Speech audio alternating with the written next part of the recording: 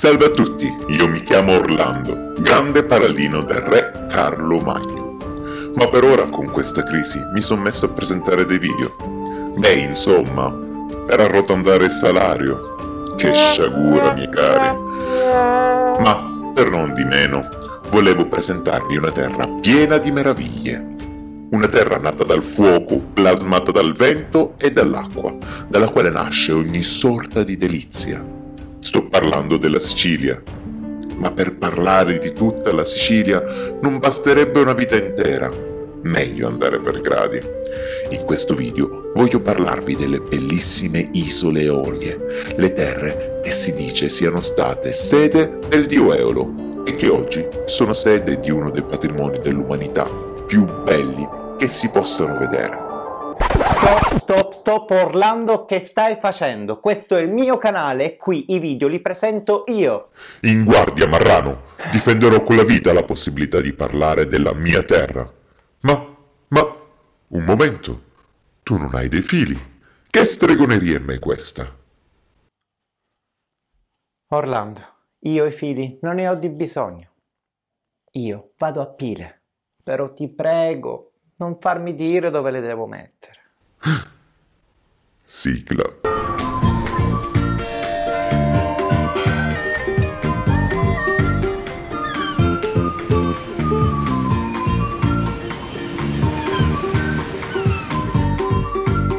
Compare, siamo in Catania. No, aspetta. Modalità italiano, non più siciliano. Viaggiatori e viaggiatrici, benvenuti a Catania. Finalmente siamo in ferie e quindi vi porto nella mia terra, la Sicilia. Si è pensato tanto quali viaggi erano meglio fare per queste prime ferie post pandemia. Beh, si è tornati in patria, quantomeno nel mio caso si torna appunto in Sicilia. E questo viaggio inizia proprio a Catania, diciamo la capitale industriale della Sicilia. Io sono palermitano, i catanesi, viaggiatori catanesi avranno un po' pietà di me, però non parleremo né di arancino né di arancina in questo caso, ma ci godremo la meravigliosa Catania con le sue splendide bellezze per poi andare nelle isole Eolie. Quindi ragazzi, godiamoci Catania! Venite con me! Come descrivere Catania? Catania, come già citato, risulta essere la capitale commerciale della Sicilia. I miei nonni erano soliti soprannominarla la Milano del Sud, una frase che oggigiorno potrebbe indispettire certuni. Tuttavia questa città si guadagna il primato, rispetto alle sue sicule gemelle, di città più popolosa, oltre a possedere un centro storico barocco che è entrato a far parte dei patrimoni UNESCO nel 2002. La storia di Catania ha origini davvero antichissime.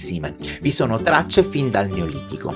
Tuttavia, il vero e proprio inizio documentato si ha nel 729 a.C., data in cui i coloni greci, provenienti dalla vicina Naxos, fondarono Catanea.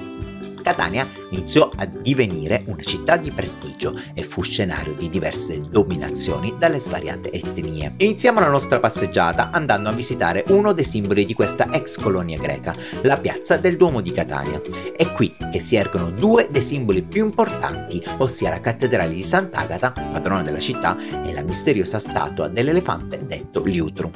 La cattedrale di Sant'Agata, le cui fondamenta vennero gettate nel lontano 1094 dopo la cacciata dell'isola degli Arabi, a opera di Ruggero I d'Altavilla. Per completare la cattedrale ci vollero poco meno di 800 anni, infatti la chiesa venne completata nel 1857, regalando un gioiello barocco di incredibile fattura. Vari sono i tesori che vi si celano all'interno e nel sottosuolo.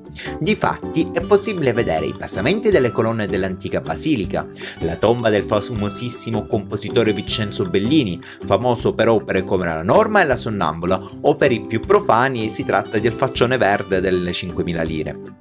Ma non è tutto, all'interno della cattedrale vi sono le reliquie di Santa Agata, chiuse in una teca, la quale viene aperta solo durante la processione che avviene il 5 febbraio. Nel sottosuolo invece la cattedrale offre ai visitatori un viaggio nel tempo.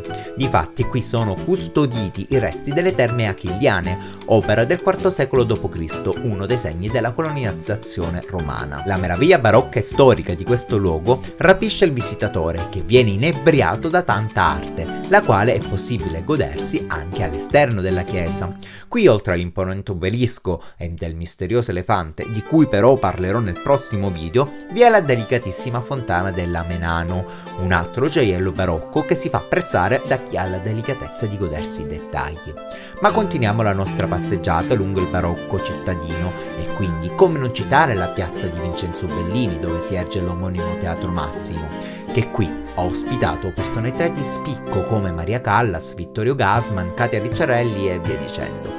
Passeggiare per Catania regala sempre un turbine di emozioni, vi è un continuo ondeggiare tra l'antico e il moderno, è infatti possibile trovare delle monumentali opere di street art, le quali si alternano a reperti storici di inestimabile valore, come il Teatro Romano di Catania, incastonato all'interno della città, che mostra un'anima storica molto spesso celata. Un'opera sorta nel IV secolo d.C., che oggi ha una matrice romana, ma che sorge sui resti di un primo teatro greco. A fianco ad esso si trovano le rovine dell'Odeon, mentre nel sottosuolo è possibile vedere diversi reperti. Gli scavi sono al momento fermi, ma gli studiosi sospettano che Catania ha molto più da raccontare. Infatti, Catania aveva anche il suo anfiteatro romano. Come ogni colonia romana che si rispetti, anche Catania aveva il suo piccolo Colosseo, di cui oggi rimangono, ahimè, soltanto i basamenti. Catania è una città dalle 1000 sorprese, ma questo, miei cari viaggiatori, è solo l'inizio. Solcate come i mari, andiamo verso le Eolie. L'arcipelago delle Eolie è composto da 7 isole vulcaniche, situate nel lato meridionale del Mar Tirreno. Le isole hanno questo nome per via del già citato dio greco Eolo, ma in questo video non ci addentreremo nei miti, questo lo faremo nel prossimo video. Iniziamo la nostra vacanza e dopo 2 ore di bus e circa 40 minuti di traversata sbarchiamo finalmente a Vulcano, la prima delle 7 isole che andremo a visitare. Caratteristica inconfondibile di questa terra, abitata da non più di 400 abitanti, è la piscina dei fanghi vulcanici, situata nell'immediata vicinanza del porto. Per quanto esteticamente possano non sembrare attraenti, i fanghi di Vulcano sono famosi in tutto il mondo per via di svariati effetti benefici che i suddetti fanghi hanno per alcune malattie della pelle, respiratorie e patologie aromatiche. È difatti consuetudine immergersi in queste calde e maleodoranti pozze per godere appieno dei benefici che la natura vulcanica di questi fanghi ci dona, per poi andarsi a tuffare nell'adiacente baia delle acque calde, una delle spiagge dell'isola, caratterizzata per il suo gorgogliante fondale. L'isola di Vulcano è un luogo in cui non si cerca la sfarzo, ma la comodità, in cui la bellezza sta nella semplicità del luogo e delle persone. Qui tutto va a rilento, non si trova la frenesia o il chiasso della terraferma. Tutto è come in una bolla di zolfo. Tuttavia, Vulcano non si limita esclusivamente a pozze di fango ed a alcune spiagge come appunto quella delle acque calde o delle sabbie nere, bensì presenta meravigliosi scorci di costa dal blu intenso, come quella della meravigliosa Grotta del Cavallo e della Vasca di Venere, luoghi in cui vi è un meraviglioso fondale ricco di vita e una meravigliosa storia e anche qualche leggenda. Ma le sorprese dell'isola non sono finite, infatti grazie alla natura vulcanica di essa, Vulcano offre al suo visitatore la possibilità di fare trekking lungo le pendici dell'ormai dormiente vulcano di Vulcano, scusate l'inevitabile gioco di parole. Un'esperienza che per quanto stancante regala dei panorama unici ed indimenticabili, oltre all'ineguagliabile esperienza di poter dire "ho scalato un vulcano". Conquistata la vetta, l'isola di Vulcano si mostra nella sua immensa bellezza, mentre in lontananza, oltre alle vicine isole, si scorge un prolungamento insolito dell'isola. Si tratta di Vulcanello, che altri non è che un vulcano spento intorno al XVI secolo d.C. In epoca moderna il luogo è stato utilizzato come zona residenziale turistica ed a motivo di ciò ci sono svariate ville, ma in una zona lasciata, ahimè, al degrado si trova la Valle dei Mostri, altro non è che una mostra di scultura creata da madre natura. Si tratta, in altre parole, di un tratto di costa in cui formazioni rocciose laviche creano delle forme davvero particolari che col calare della sera, attraverso giochi di ombra, sembra che queste siano animate creando dei mostri, appunto, qualcosa da far gustare specialmente ai più piccini.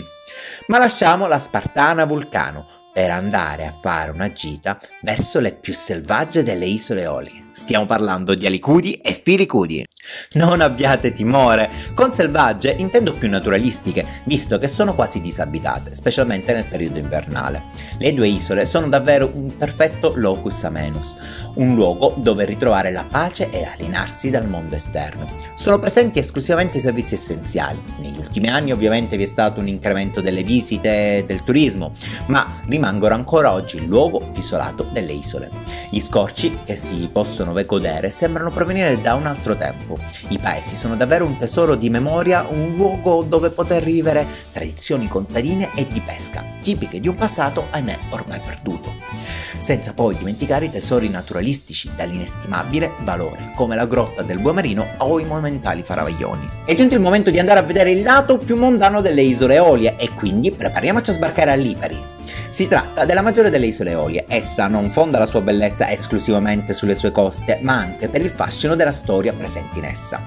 Seppur non sia un'isola particolarmente grande, sono circa 37 metri quadri, sono stati ritrovati diversi reperti che raccontano un passato molto florido, come regina del commercio dell'ossidiana. Essa conobbe un florido periodo in epoca greco-romana, dal 4000 a.C. fino al 40 a.C. Venne annessa nuovamente alla Sicilia dopo la conquista di matrice normanna nel 1083 e riconquistata dopo la distruzione del pirata Barbarossa da Carlo V, sovrano del Regno delle Due Sicilie. Tutto ciò che concerne la storia dell'isola di Lipari è concentrata nel cosiddetto Castello di Lipari, nella parte sopraelevata dell'isola. Quest'ultima, come le sue sorelle eoliane, basa la sua fortuna sul turismo, sulla pesca e sull'agricoltura, la quale eccelle per la produzione di capperi e uva, dalla quale si produce la famosa Malvasia. Per terminare il discorso più culturale, prima di addentrarci negli aspetti un po' più ludici e naturalistici dell'isola, è importante non perdersi il museo archeologico eoliano e la chiesa di San Bartolomeo in stile neobarocco. La forza attrattiva di Lipra quindi non si limita infatti agli splendidi scorci di mare, resi celebri dalla vecchia cava di Pomice, oppure agli splendidi panorami come quelli che si possono godere dalla chiesa di Santa Maria Catena, ma anche da un lato culturale, gastronomico ed artigianale. Difatti nell'isola sarà possibile non solo godersi degli ottimi pasti, ma anche concedersi la possibilità di acquistare pezzi unici di artisti locali. Camminare per i vicoli di Lipari è davvero catartico. Scoprire svariati nomi in dialetto tra le varie viuzze l'ho trovato davvero esilarante, mentre scoprire la casa dei gatti di Lipari riempie la gioia del cuore del visitatore che vuole cibare la sua anima non solo con il cibo e la salsedine. Ma è tempo di salpare in sella ad una bici e pedaliamo verso Salina, l'isola conosciuta per il celebre film di Massimo Troini, Il Postino. Considerata come la più fertile e verdeggiante delle isole eoliane, anche queste isole è di origine vulcanica, ma il cratere oggigiorno è ricoperto da felci, visto la secolare quiescenza. Il nome dell'isola risale probabilmente all'epoca romana. I nostri avi infatti utilizzavano il laghetto marino presente a Lingua per estrarre il sale e quindi venne chiamata Salina. Questa splendida isola viene spesso indicata dagli stessi isolani come la migliore per la gastronomia, offrendo al suo visitatore un giusto mix di relax e di intrattenimento gastronomico naturalistico. Il tutto incorniciato da scenari marini di imparagonabile meraviglia, pulizia e genuinità. Tanto che negli ultimi anni le tartarughe caretta caretta hanno iniziato a frequentare l'isola, uno spettacolo davvero impagabile. Salina ha dei borghi coloratissimi, ricchi di vita, ma scevri dal caos della movida liparese. Grazie ai suoi meravigliosi scorci, Salina è un luogo perfetto per le famiglie ed anche se negli ultimi anni vi è stato un incremento notevole del suo turismo, riesce a preservare sempre quell'alone di serena tranquillità isolana. Cari viaggiatori e viaggiatrici, le meraviglie non sono ancora finite, abbiamo il tempo di asciugare i costumi e di indossare qualcosa di più glamour. La prossima tappa sarà Panarea. Bene, spesso Panarea è conosciuta come l'isola dei VIP, grazie alla frequente presenza di personaggi del jet set internazionale e di diverse prestigiose strutture che offrono servizi di prestigio. Sicuramente risulta essere l'isola con maggior cura per l'estetica. Il paesino è curato e sono presenti diversi ristoranti, oltre alle splendide case che adornano i coloratissimi viali. Lungo le strette vie sfrecciano delle piccole auto elettriche che ti accompagnano in ogni angolo dell'isola. Tutto è stato creato e progettato per accogliere il visitatore ed esaudire ogni suo capriccio. L'isola presenta anche le sue meraviglie naturalistiche, indubbiamente fantastiche, ma alla fine dei conti, a mio avviso, perde leggermente quella genuina sicilianità che rende unico il sud. Abbandoniamo il glamour, miei cari compagni e mie care compagne di viaggio, per raggiungere l'ultima tappa del nostro tour, Stromboli. Probabile e contesa sede della dimora del dio Eolo o di Efesto in base al mito a cui si vuole credere, Stromboli è l'isola che concentra il suo fascino nella presenza del vulcano in continua attività. Il piccolo paesino, visitabile appena sbarcati a Punta Scari, desta forte interesse, visto la scelta di avere le case tutte color bianco, che fanno da contrasto alla terra scura di natura vulcanica. Anche qui sono presenti spiagge nere, che abbiamo cominciato a conoscere nelle isole precedentemente nominate, ma qui vi sono anche dei tratti di scogliera davvero unici ed affascinanti. L'isola cerca di mantenere uno strettissimo contatto con la natura, non presenta grossi locali per la vita mondana, come non è presente neppure l'illuminazione, così che i visitatori possono godersi il cielo stellato altrimenti non visibile. Ma come già detto, la principale attrazione dell'isola è il vulcano, che i locali chiamano Iddu, dal dialetto Lui. Questi è visitabile attraverso percorsi di trekking fino a 400 metri di altezza.